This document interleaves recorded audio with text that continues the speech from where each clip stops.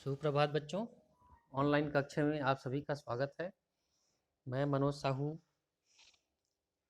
आज मैं पढ़ाने जा रहा हूँ आप लोगों को संज्ञा, है ना। इंग्लिश में जिसको नाउन बोलते हो, है ना। संज्ञा, पहले तो संज्ञा में ये ध्यान रखें कि किसी का भी नाम है तो हम उसे संज्ञा कहेंगे। ठीक है, मतलब नाम को ही संज्ञा कहते हैं। किसको? नाम को ही संज्ञा कहते हैं। ठीक है, चलिए अब इसकी परिभाषा देखते हैं। किसी व्यक्ति, वस्तु, स्थान, जाति या भाव के नाम को संज्ञा कहते हैं, है ना। किसी व्यक्ति मतलब इसमें जितना भी नाम वाले जो भी चीज़ है वो सब के सब आ जाएंगे। मतलब किसी का भी नाम, दुनिया में जो कुछ भी है उसका अगर नाम है वो उसका संज्ञा है। ठीक है, किसी व्यक्ति मतलब विश्व में जितना भी व्यक्ति है, वो आदमी है, उसका नाम है। किसी भी वस्तु है ना, उसका नाम है। कोई स्थान है, जगदलपुर, रायपुर, दिल्ली, इस तरह के, तो वो भी है ना। जाति या भाव, है ना, मतलब किसी ग्रुप को भी बोलेंगे तो भी, है ना। तो इस तरह की कुछ भी चीज़ है ना, तो अगर उसका नाम है ना, मतलब तो उसको ही संज्ञा कहेंगे। जैसे कि कमला किसी व्यक्ति का नाम है ना। व्यक्ति में देखते हैं तो कमला है।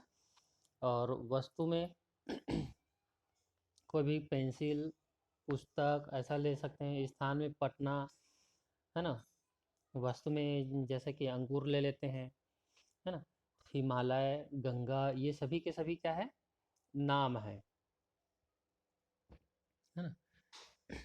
चलिए आगे देखते हैं। अब इसके प्रकार देखते हैं, संज्ञा के भेद या उसको प्रकार भी बोलते हैं, है ना। संज्ञा के भेद या प्रकार।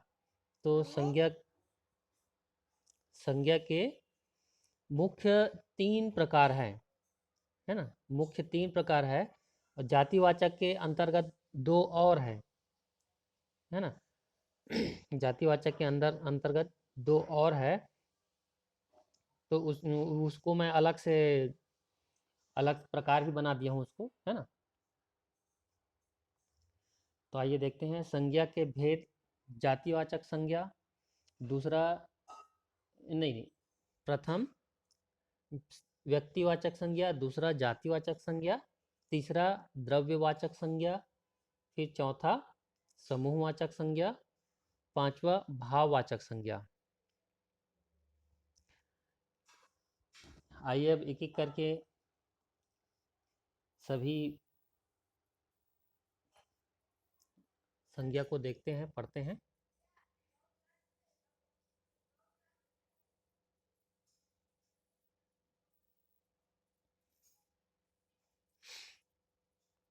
आइए तो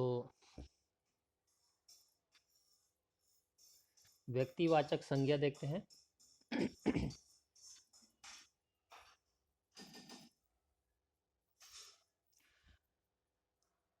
परिभाषा देख लेते हैं। व्यक्तिवाचक संज्ञा से केवल एक ही व्यक्ति या वस्तु का बोध होता है। ठीक है, व्यक्तिवाचक संज्ञा से केवल एक ही व्यक्ति या एक ही वस्तु, ये दुनिया में जितना भी जो सिंगल पीस है, सिर्फ एक, वो सब के सब व्यक्तिवाचक संज्ञा में आ जाएंगे। ठीक है, इस दुनिया में जितना भी कोई भी इस दुनिया में एक है तो वो व्यक्तिवाचक संज्ञा के अंतर्गत आएंगे, है ना। जैसे चांद हो गया, सूरज हो गया, है ना। या हम किसी का नाम लेते हैं राम, तो यहाँ पर थोड़ा से दुविधा ये है कि राम नाम के तो बहुत सारे लोग हैं, है ना। तो हम इसको तो कैसे व्यक्तिवाचक संज्ञा बोलेंगे, है ना। लेकिन राम बोलने से हम किसी एक व्यक्ति के बारे में ही बात करेंगे, है ना। हम जिस संदर्भ में बात करेंगे वहाँ पर एक ही राम होगा। ठीक है, तो इस ऐसे इस कारण से वहाँ पर व्यक्तिवाचक संज्ञा हो जाएंगे। चलिए, जैसे कि व्यक्तियों के नाम में देखते हैं राम, श्याम, गीता, किरण, ये सब। ल- लेकिन इस नाम से बहुत सारे लोग हैं। राम, श्याम, गीता और किरण के नाम से बहुत सारे लोग हैं, लेकिन हम जब कभी भी बात करेंगे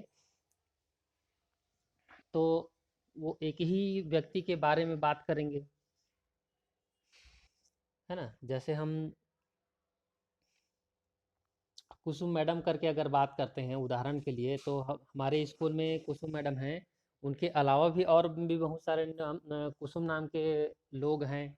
हमारे ही स्कूल में बहुत सारे लोग हैं, लड़कियां हैं, है ना। लेकिन हम कुसुम मैडम बोल रहे हैं, और भी कुसुम मैडम होंगे, लेकिन हम जिस संदर्भ में बात करेंगे तो वहाँ पर एक ही व्यक्ति के बारे में बात करेंगे, है ना। चलिए आगे देखते हैं। देशों के नाम। खैर, देश का नाम तो एक ही रहता है, डबल नहीं रहता, है ना। दो नहीं रहता है, भारत, जापान, ये एक ही रहेगा। नदियों के नाम में देखते हैं गंगा, यमुना, ब्रह्मपुत्र, है। इस तरह के जो भी है वो सभी व्यक्तिवाचक संज्ञा के अंतर्गत आएंगे। शहरों के नाम में नगर, नार, जगदलपुर देख लीजिए। कभी कभी स्थानों का नाम भी दो दो रहता है ना। पुस्तकों के नाम में महाभारत, रामायण, है ना। ये और नहीं है, महाभारत और रामायण और कोई दूसरा नहीं है। चलिए आगे देखते हैं।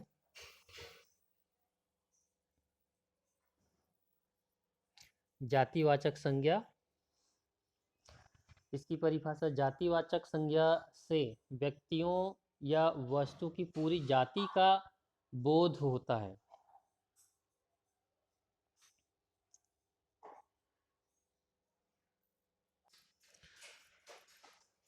आइए तो, जातिवाचक संज्ञा से व्यक्तियों या वस्तु की पूरी जाति का बोध होता है। यहाँ पर जाति का बदलना पड़ेगा, मात्रा छोटे की मात्रा रहेगा यहाँ।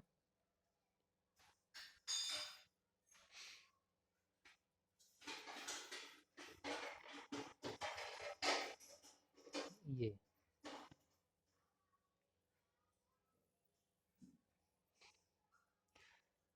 आइए आगे देखते हैं।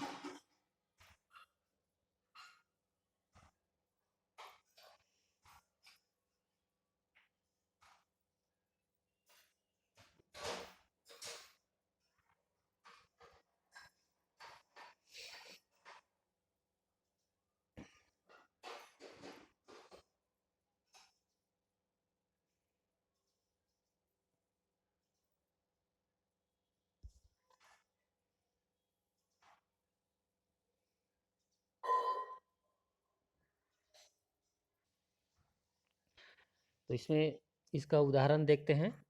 उदाहरण से हमको अच्छे से समझ में आएगा। जैसे मनुष्य, मनुष्य बोलने से जितने भी प्रकार के व्यक्ति हैं, लड़की, लड़का, आदमी, औरत, भाई, बहन, ये सब मनुष्य के अंतर्गत आ जाएंगे, है ना। या लड़का भी बोलेंगे तो भी विश्व में, दुनिया में जितने भी प्रकार के लड़का है, वो सभी के सभी लड़के आ जाएंगे, है ना। उसी के प्रकार पशु पक्षी, तो पशु पक्षी में भी गाय बोलेंगे तो हमारे देश की जितने भी गाय हैं वो सब आ जाएंगी। विश्व में जितने भी गाय हैं वो सब आ जाएंगे, है ना। घोड़ा, तो एक घोड़ा नहीं है, पूरे जितने भी घोड़े हैं वो सब उसके अंतर्गत आ जाएंगे, है ना। तोता बोलने से सभी जितने भी घोड़े हैं वो सब के सब आ जाएंगे। मोर बोलने से भी सभी मोर उसके अंतर्गत आ जाएंगे। ठीक उसी प्रकार वस्तुओं के नाम भी है, घर, गाड़ी, मेज, कुर्सी, किताब, है ना। तो ये ऐसे कोई भी जो है, जो पूरा ग्रुप को बोध कराए, है ना। पूरे ग्रुप को, घर बोलने से घर, जितने भी प्रकार के घर है, छोटा बड़ा, टूटा फूटा, जैसे भी हो, है ना, वो सभी प्रकार के घर उसमें आ जाएंगे। तो ऐसे जितने भी प्रकार के ऐसे जो नाम हैं उसको हम बोलेंगे जातिवाचक संज्ञा, है ना। आगे देखते हैं। पदों या व्यवसाय के नाम, तो ये भी उसके अंतर्गत ये भी आ जाएंगे, जैसे शिक्षक, लेखक, मंत्री। शिक्षक बोलने से जितने भी शिक्षक हैं उस सब के सब आ जाएंगे, है ना। लेखक बोलने से जितने भी लेखक है वो सब आ जाएंगे, मंत्री बोलने से सभी मंत्री आ जाएंगे। चलिए आगे देखते हैं। द्रव्यवाचक संज्ञा, ये द्रव्यवाचक और ये समूहवाचक है वो जातिवाचक के अंतर्गत ही आता है ये।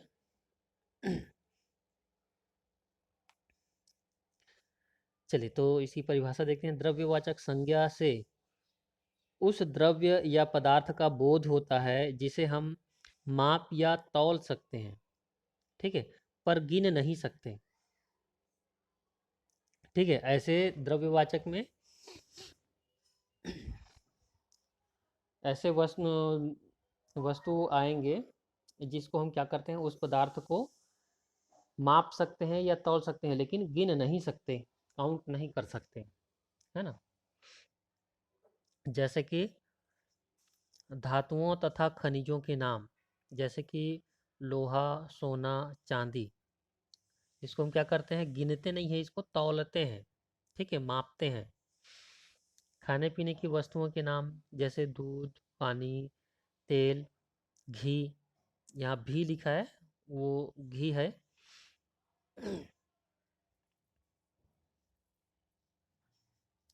इसको भी सुधार लेते हैं।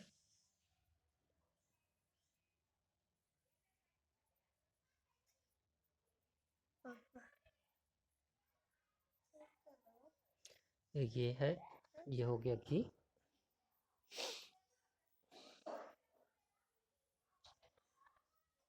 चलिए आगे देखते हैं। हम्म, घी, तेल, है ना, ये इस तरह के जितने भी, इसको भी हम क्या करते हैं, गिनते नहीं हैं, इसको क्या करते हैं, मापते हैं, नापते हैं, है ना। तो इस तरह की जो जितना भी चीजें हैं वो सब द्रव्यवाचक संज्ञा के अंतर्गत आएंगे। चलिए आगे देखते हैं। समूहवाचक संज्ञा, समूहवाचक संज्ञा में इसकी परिभाषा देखते हैं। जिस संज्ञा से अनेक वस्तुओं, प्राणियों के समूह का बोध होता है उसे समूहवाचक संज्ञा कहते हैं। जैसे व्यक्तियों का समूह, जैसे परिवार, सेना, झुंड, सभा, ठीक है, हाँ। ये सांग हो गया है, इसको संघ हो जाएगा, ये संघ है ये, इसको भी सुधार लेते हैं।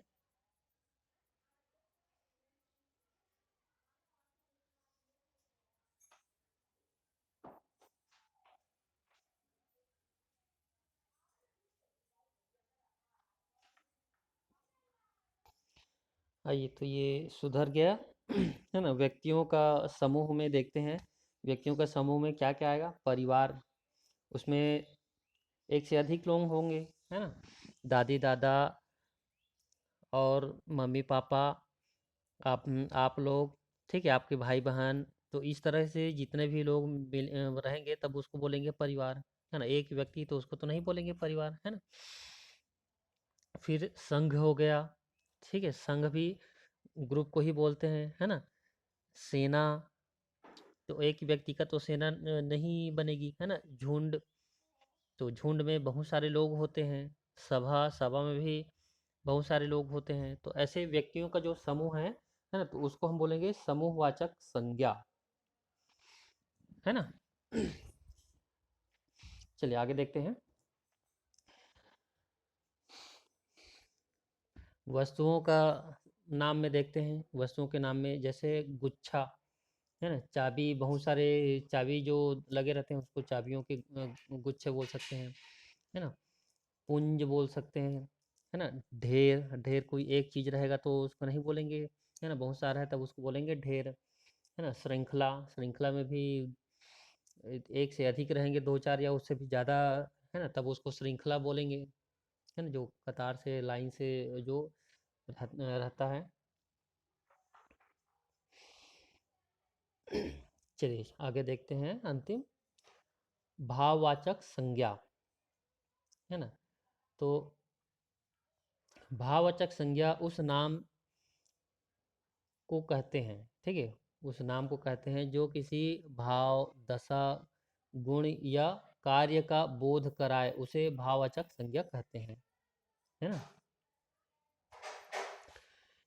इसमें क्या क्या चीज़ है, भाव, ठीक है, भाव, दशा, गुण या कार्य, है ना, इसका बोध कराए तब उसको भाववाचक संज्ञा कहेंगे उसको। जैसे कि देखते हैं,